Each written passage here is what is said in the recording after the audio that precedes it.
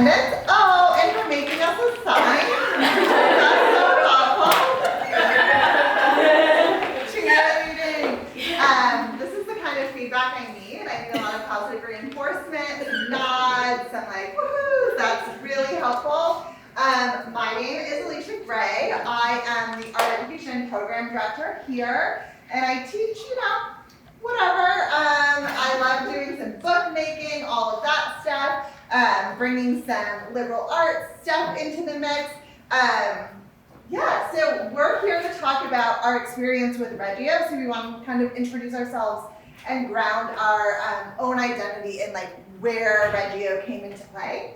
So for me, I was doing an independent study as part of my graduate school work with Dr. Lisa Fiore at Lesley University, who is very well versed in Reggio, and that was one of the first introductions I had to it, and I saw so much connection between my own research in therapeutic art making, trauma-sensitive art education practices, and Reggio's entire philosophy and approach to education. So that really drew me in. Unfortunately, I was doing the independent study during COVID, so I couldn't go out and experience things, and Leslie's trips to Reggio all got canceled. And I was also home with a 1-year-old, so that was really interesting. So I transformed my independent study into looking at like Reggio through the lens of childhood and parenting, and I completed this kind of arts-based action research looking at Reggio through that lens. So I love bringing all of these different kind of aspects of my identity into the Reggio approach. And we're going to talk about how we see Reggio infused in Montserrat as well. I now present to you. You all know me. One of us is going to fall. One of us. I gotta fix this. Okay. All right, you all know me as the director of the Academic Access Studio, and I'm also faculty. But my very first teaching job a very long time ago was at a Reggio Emilia school. And it completely changed my career path. I worked there for about 3 years. It was during the dot-com era, and San Francisco became completely financially inaccessible for a teacher. So I moved to the East Coast, but I've been in education for 20 plus years. I primarily have worked with students with special rights. You will notice that we don't say special needs in this presentation, and we will talk about that a little bit later. I have worked with every single age on the planet, from preschool to college age. I do not have a favorite. They all have their disadvantages and advantages. I am also currently pursuing a Master's of Arts in Disability Studies. My research is focused on how visual language, art is a visual language for people with disabilities. This came from, if you ever come into my office on campus, this is probably one of the first things you'll see on my wall. I was a poet in residence in Beverly Public Schools very, very long time ago. And I pushed really hard to get into the special needs classrooms because they weren't going to pay me to go into them. But I was very pushy, as we all know I am. And so I went into one of these classrooms. I read a poem, and the students had to, in some way, shape, or form, I want to say illustrate, so I'll say illustrate their comprehension and understanding. And the student was getting very frustrated. Student was nonverbal in a typical way, so I handed the student a stack of cardstock and a red marker, and she completely retold the poem and the story in her own way, and it completely changed the trajectory of my career.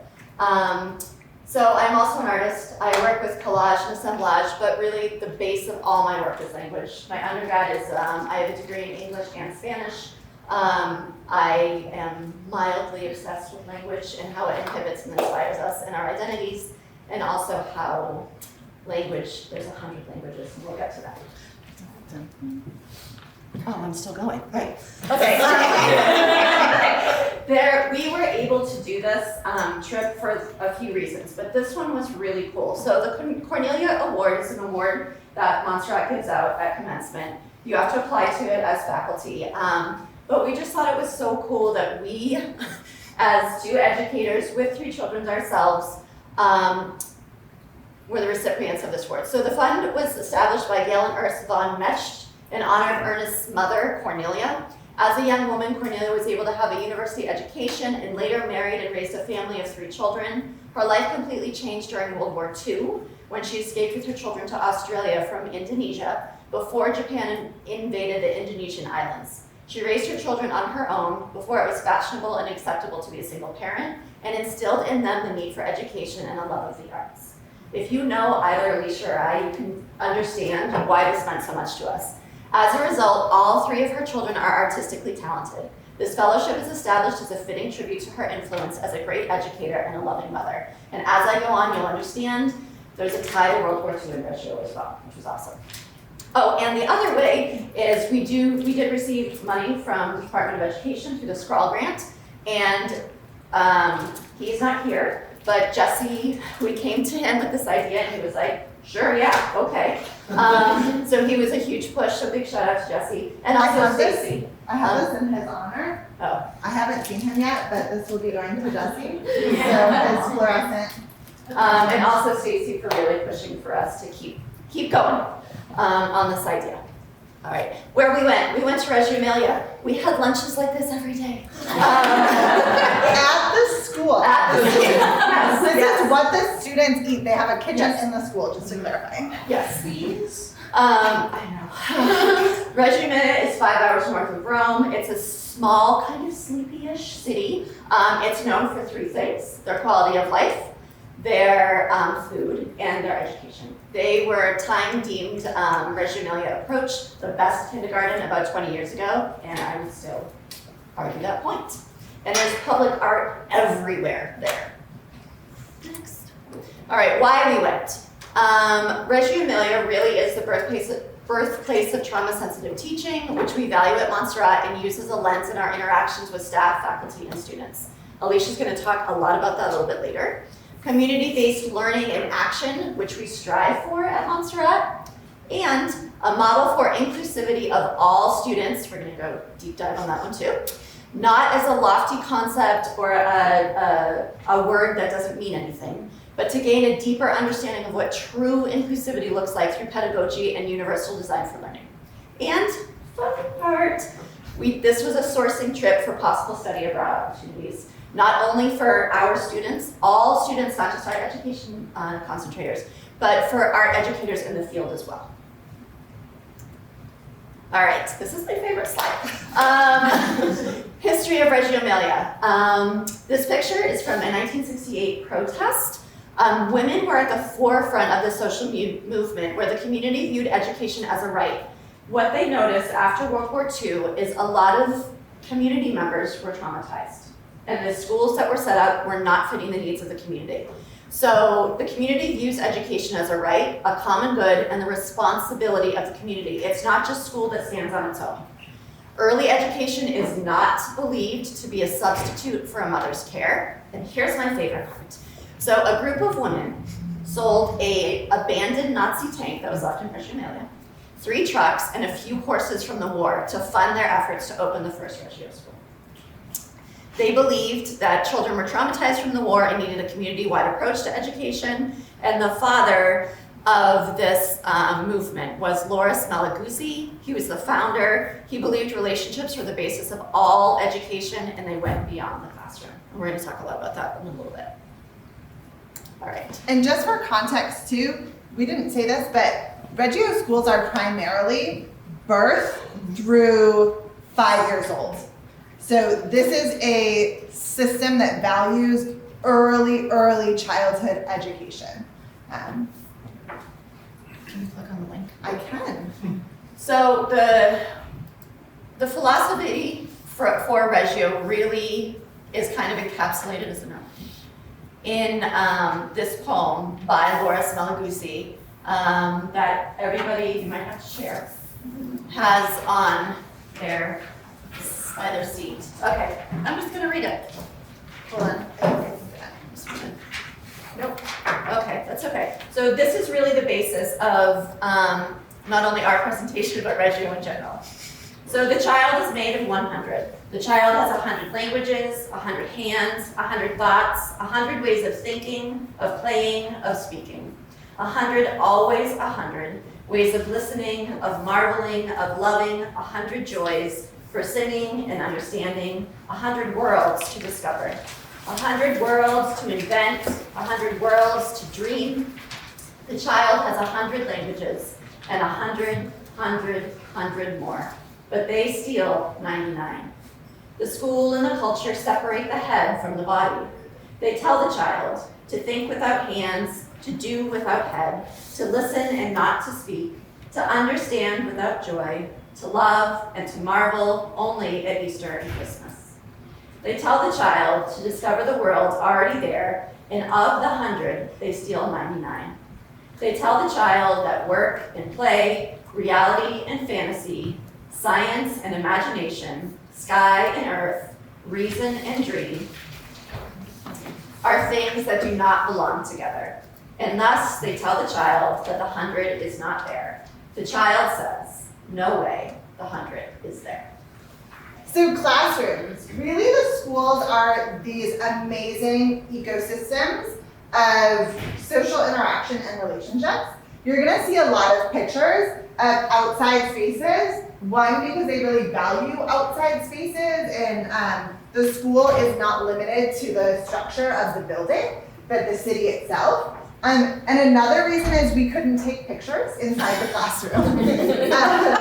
So inside Reggio schools, they're very protective of the rights of their students and their families. So no photography is allowed within the actual classroom of the school. And one of the reasons is because there's so much documentation from the students.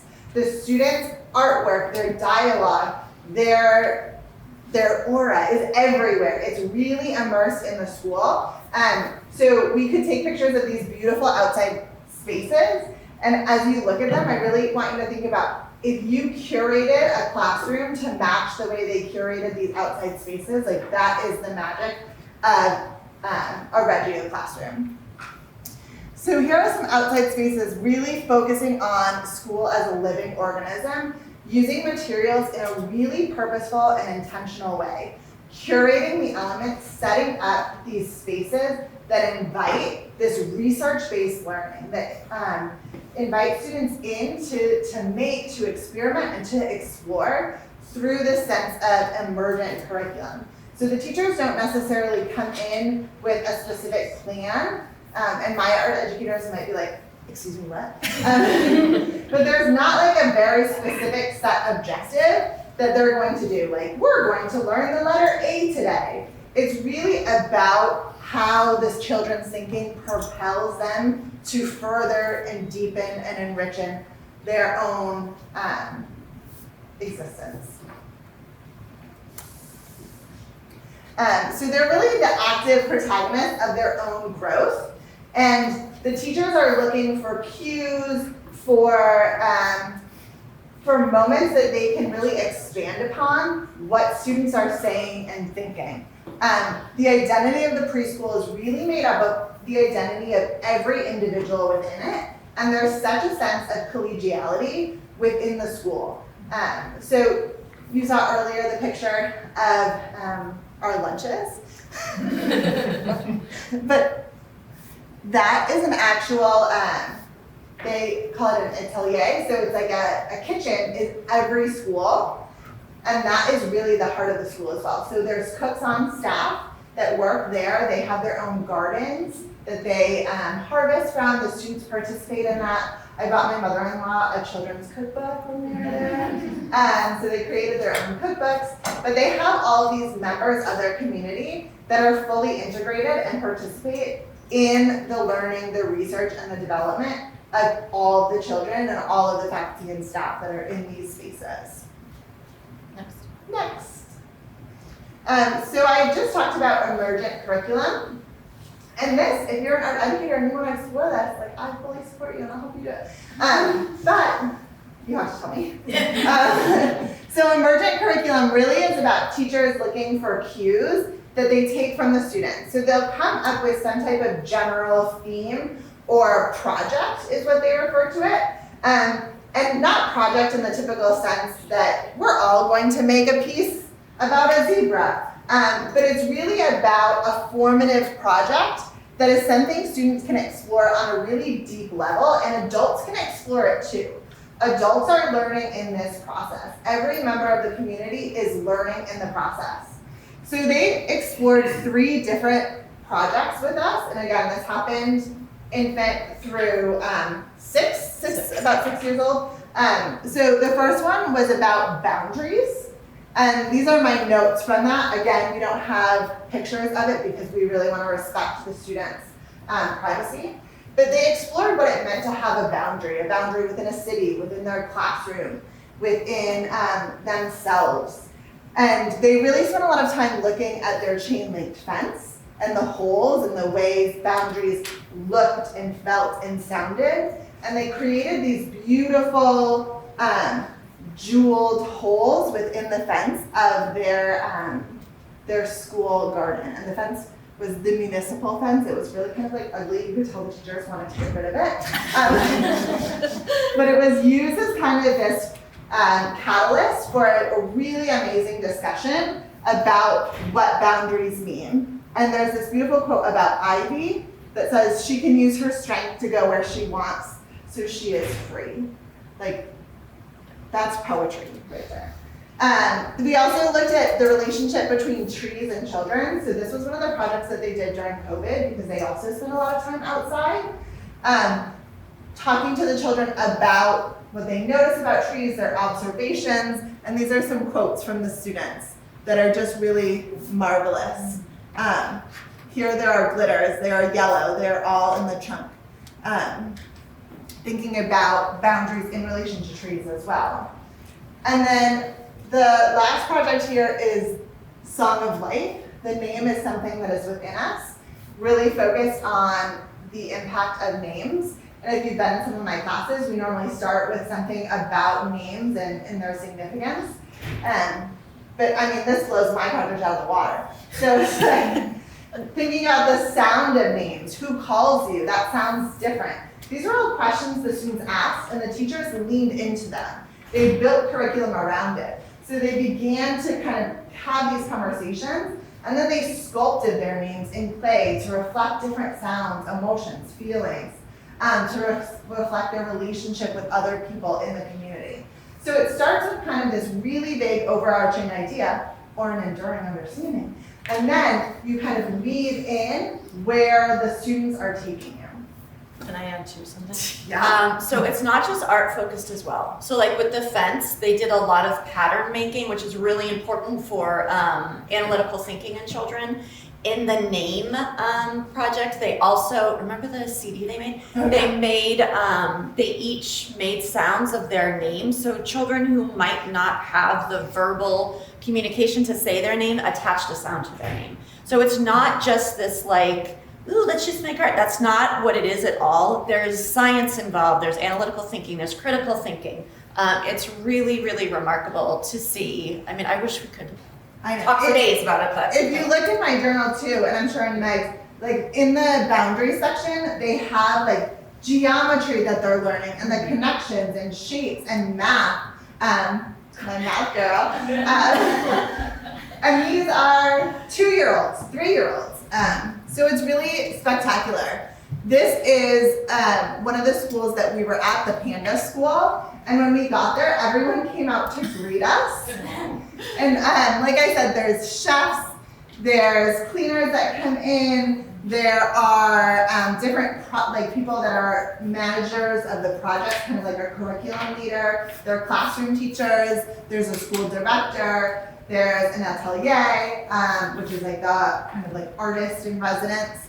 So they all came out to greet us and share their excitement to have us there, which was really amazing. And I think that sense of like everyone has such an essential, unique role in supporting our students is really at the heart of this philosophy.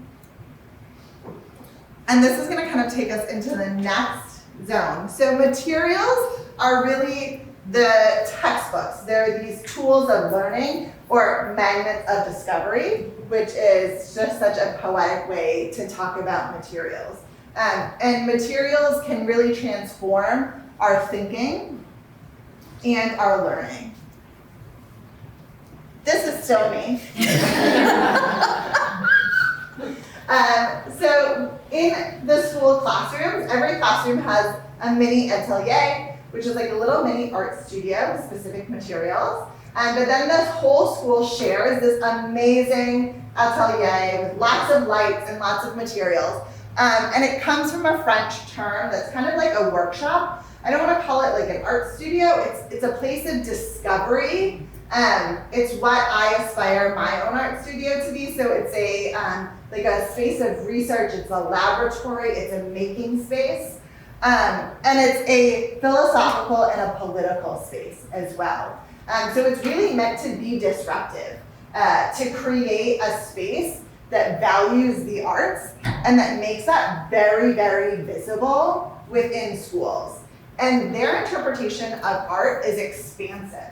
So they have musicians leading the atelier. The one we visited had a whole drum set for kindergartners. So they have so many things. They have kilns, they have clay, they have projectors, they have writing tools, they have rocks, they have beads, they have beans. They have all sorts of things in their spaces.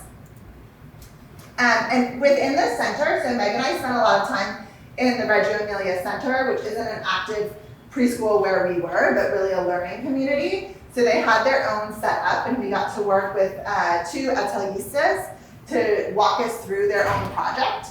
And really, one of the biggest takeaways is that words are not the primary privileged language of Reggio Emilia schools. Languages are expansive. There are 100 times 100.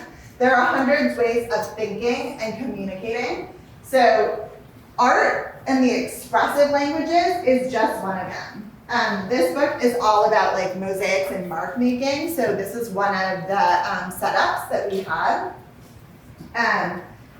Obviously we were really drawn to the art making, and I would have gone to everyone, but there were also ones that were set up with technology and slides, film, all sorts of different elements. There were like tinker spaces with gears, mechanical tools, cardboard, any type of material that you can get your hands on was part of the learning process. This is my slide? Yes, it's your side. So one thing that we were like really amazed at, so this was one of the setups, and the level of high quality art materials provided for these children was really remarkable, but what I'm going to get into in a minute, but it's juxtaposed with recycled material. So it's a very interesting dynamic.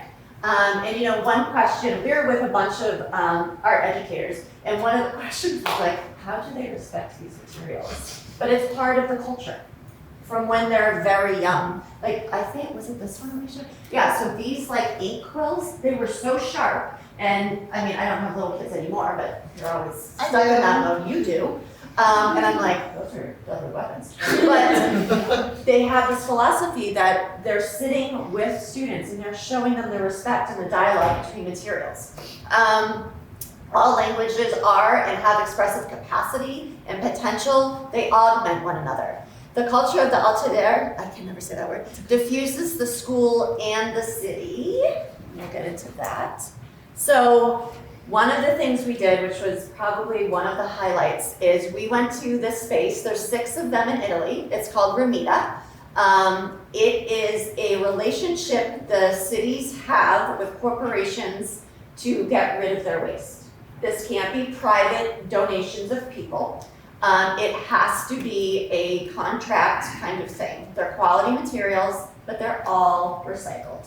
So the big question is, how can we give more life and dignity to scraps of recycled material? This is something that they're constantly asking in the schools. Yeah, I have to have my notes on this one. It promotes the idea that waste, the imperfect, is the bearer of an ethical message capable of provoking reflections and offering itself as an educational resource, thus escaping the definition of useless and wasteful. So one of the first quotes I saw when we walked in, and you'll see in the pictures, as somebody who really loves having dialogue with my material as I'm making, this center I was like on cloud nine for days. It's just unbelievable. But one of the quotes that I wrote down, and wherever my collage journal is, it's in there. Giovanni, who was 16, because people can have memberships and go to these as well. He wrote, "I'm a seeker of useless becoming beauty." And it just sounds pretty lovely. So, here is some of the examples, and I really love organization. Everybody knows this about me. Everything was organized not only by color, but kind of like purpose in a sense. The fabrics, we had a very sad. We weren't allowed to take anything because they had these 3 amazing fabrics. Anyways, I'm not going to go there. But all of this is donated, and then this is a separate space where it was like almost like a gallery of because I hold classes and things like that there with different things that visitors had made, which was really cool. What else in my notes? So the culture of materials, sustainability, coexistence, survival. Who decides what is waste? Who decides what's useful, right? So the big question is, where's the boundary between scrap and use? At the end of the day, we decide, either as artists or teachers or viewers, the identity we give to material. We were doing these slides the other day, and I was joking, in my collage journal, there is a piece of plastic, and I was joking with Alicia, I was like, this is a shower cap. It was a shower cap from our hotel in Florence. But in that moment, that shower cap meant something to me. I was reusing it in a different way. I still get excited seeing this. So they're artifacts, right? Materials are artifacts with their own identity and how they will fit into physical and conceptual space of the educational experience. What one child can do with a bottle cap is different than what another child can do with a bottle cap, right? Value is given to materials and they become a source of communication. They're their own language in themselves. So the relationship with materials, threads of interaction. Is it cut off like that? Okay, whoops. Threads of interaction, learning, exploration, sustainability, language, and dialogue between material, maker, and viewer, right? This is a dialogue happening around multiple people. Hey, here I go. So this was really why I fell in love with Reggio when I was out the gate teacher who had no idea what she was doing. So children with special rights. We call it special needs in this country. It's a term the disability community has a really difficult time with. Special rights is preferred. So I titled these slides, When a Pencil Becomes a Candle, and I will tell you why in a minute. So difference is the foundation of Reggio. It's seen as a gain for all members of the community. They actually ask, how is your difference a gain for me? They encounter and support every difference. Inclusion is inherent. There are no separate classrooms. They were abolished in 1977. You may ask, how does this work? So there's like teacher aides, but they're not for one student. They're for the entire class. And the culture of inclusivity really starts from birth. So this is my terrible rendition of, I'm a visual and a language learner, so I have to combine both to remember things. So there was a video that they showed us of 2 children, Tommaso and Simone. Tommaso has Down syndrome, and again, totally integrated in the class. They were sitting at a table, and do we have a chunky crayon? Yeah, on that table. So one of the things I fell in love with among the many are these amazing chunky crayons that they use. And they can also dip them in water, and they can be used as watercolor. So the 2 kiddos were coloring with these, and Simone was chatting something. And Tommaso was just coloring, and he looked at it, and he started to blow on it like a candle. So Simone said, oh, it's a candle. So it became this activity where they both were drawing cakes and candles. And there was no talk about Tommaso not having language, that his language was that. Simone didn't say, oh, let me do that for you. There was no special sweet or aw of Tommaso. It's just part of the classroom.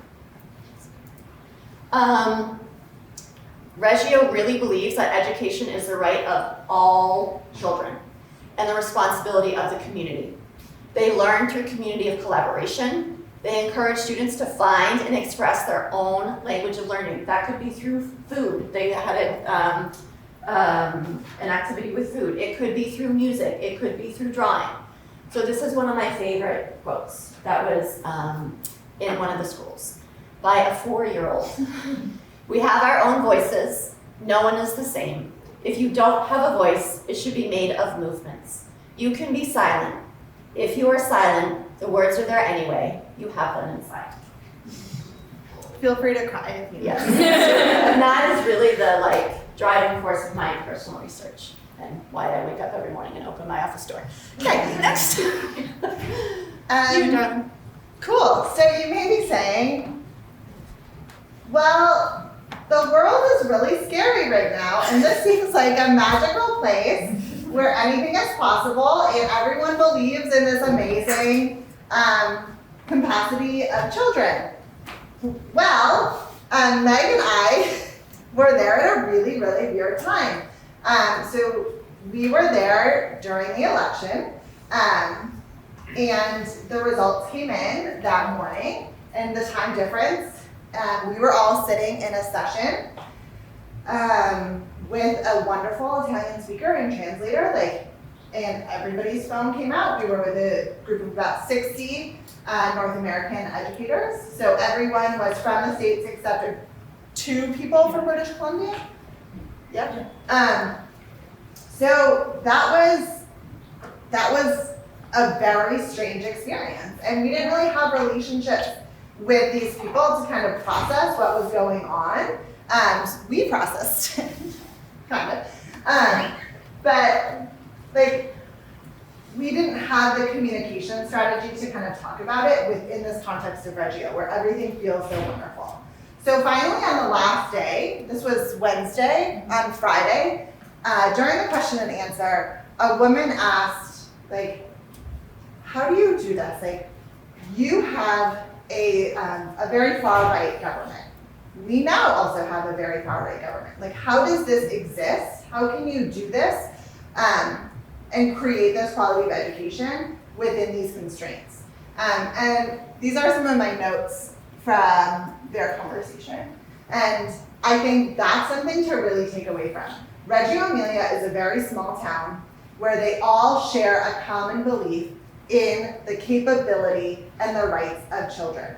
And that sets the foundation for the work they do. So at the core of the community is a shared belief that every child has these amazing intellectual capabilities, these amazing expressive capabilities. Every child is an essential part of our community, just as they are. And that belief propels this town to create systems and structures that support and live that reality. And it's not perfect by any stretch of the imagination. There's a lot of poverty in the community. There is a lot of uncertainty and trying to kind of fit their identity within the identity of their country. And I think that's something that's really real that we can kind of think about as we do our own work and kind of go out into our own spaces. How can we create these shared cultures and these shared values within the communities that we inhabit? So, how does this relate to Montserrat? This trip was really twofold. We talked about, yeah, it would be great. Who doesn't want to go to Italy on a study abroad tour? That's awesome. But from a philosophical standpoint, what can we take from this amazing pedagogy and implement within the infrastructure of Montserrat? And I think there's so many similarities in how we value expression, how we value identity, how we value individuality and individual voice within the community, that I think there's some really inspiring things that we can do and mindsets that we can really work on making visible within our spaces. So thinking about emerging curriculum, thinking about working with all of you to find a path of learning that supports where you want to go and the directions that you hold and value. Thinking about risk-taking and inquisition and research through your artistic process or whatever expressive language is your preferred means of communication. Thinking about inclusive practices and accessibility. Do you want to say anything about that? I think it's just, I think that because it's such the fabric there, it was very interesting because everybody had that question. How do you do this? But it is so second nature to them that they can't believe that we separate. They can't believe that we isolate and that we don't, especially in early ed, because I mean, we all know early ed is the footprint, right? This is where a lot of our cognitive skills develop or where challenges might pop up. So it was just, and you all know how I feel about accessibility and inclusivity. It was just amazing to see because I'll be honest, this was like a dream come true. This, if I could move to Italy and do this for the rest of my life, I would. It totally shaped who I am as a person, but mostly as an educator because of their inclusive practices. Because there is, I mean, yes, there's difference, and I'm not saying they don't honor difference, quite the opposite. They honor difference and they are really the model of what inclusivity looks like, not just a catchphrase. And I think the biggest takeaway for me is this idea of formative conversations and really like how we engage as a community. So it's a culture of listening in which the conversation allows us to form ourselves. So we are creating a new version of ourselves through our relationships, through our dialogue, through our conversations. And this is fluid, this is changing, this is evolving. And it's really about listening critically and listening for understanding. And I think as we kind of go through a kind of tumultuous time, just a little bit, we think about this formative conversation and how we can grow and build our relationships together to create these shared mindsets and beliefs. And then, I know a lot of you won't be here in the summer, but hopefully you make a trip. We are going to do an exhibition called The 100 Languages. So pay attention to that. Do you want to talk about the projector? Yeah, so one of the things that we really loved in the different spaces is their use of light. Light was its own language, its own material and medium. You can see in this picture, beautifully. So we set up this lovely old school projector. There's tons of them in all the Reggio classrooms. Thank you, Joe. Thank you, shout out. I don't know where you found it, but yeah. Places. So we just kind of created this little projection with items that represent 100 ways of thinking for us, our preferred means of communication, our preferred expressive languages. So there's things like ripped paper, glue, pencils, fabric, beads, cutouts, words, all things that really are our preferred means of expression. So there'll be lots more of this at our 100 Languages exhibit. We're timing it so it's during the Art Educator Institute. So if you know art educators that are interested in that, awesome. And we'll be doing some opportunities for you to include your own work and collaborate with us within that space. Cool. So we go for you.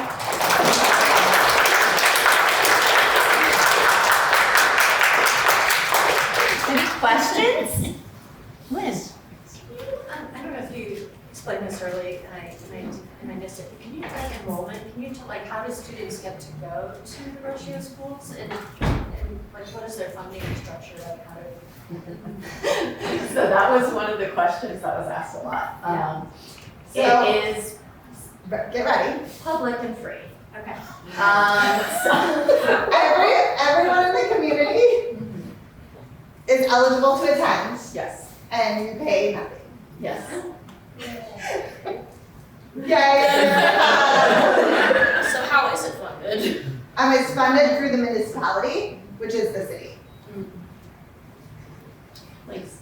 What about transportation? Is the community small enough where they don't have to worry about that? Or like, because I feel like you're not gonna send your like 2-year-old on a bus, you know? Like, I don't. So that's a great question. Or do they? Like, I don't know. So Reggio schools are distributed throughout all of like the small sections of the community. So the 2 that we visited, the Diana school, which we're representing today, was in like the heart of the city. So it was part of the public park, and that's where you saw the fence. So it was within walking distance. So everybody would walk in, you could like play in the public park around the space. And then the other school we went to, the Panda School, was in, it was also in like a park-like structure, but it was right outside of all sorts of houses and apartments. A lot of apartment style living for the most part, so it was really within walking distance. So that was just 2 schools we visited. The other group visited 2 more, so they're central. And I think you also have to remember that the structure of Europe is very different. So they actually take a break so they can pick up their children. Everything closes from 3 to 5, so you can pick up your children from school. Oh, well, that'd be nice. I mean, when we were starting at 4 p.m., it was a little bit of a problem. But so there's that, and you also have to think their infrastructure for transportation is largely different. Things are built around the center, with housing around the center and transportation to get from different neighborhoods. So it's really community-based. Does that make sense? Yeah, that's awesome. Stacy? If this is predominantly for preschool, how do they work with the other schools afterwards? Like, how, you can't get dumped out of this into harsh climate of regular school? Yeah, I mean, they kind of do. It depends on the different schools that they're going to. So this is really their focus on early childhood. So after kindergarten, which takes place in year 6 for their students, then they go into primary school, which is definitely more, it has more similarities to our version of public school, but it does have a lot of the same senses and structures that kind of support it, especially in elementary school. And then as you get to middle and high school, they begin to look at like testing and tracking and professions and things like that. But yes, this is where they start, and then eventually they're kind of gradually released into the corporate world. But I think too, one thing that is evident is like we're really driving home the point of community. This is how it is in Reggio.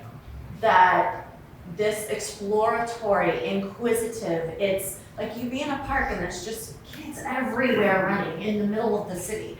So it's almost like this culture of care. We talk a lot about it here, right? This culture of care.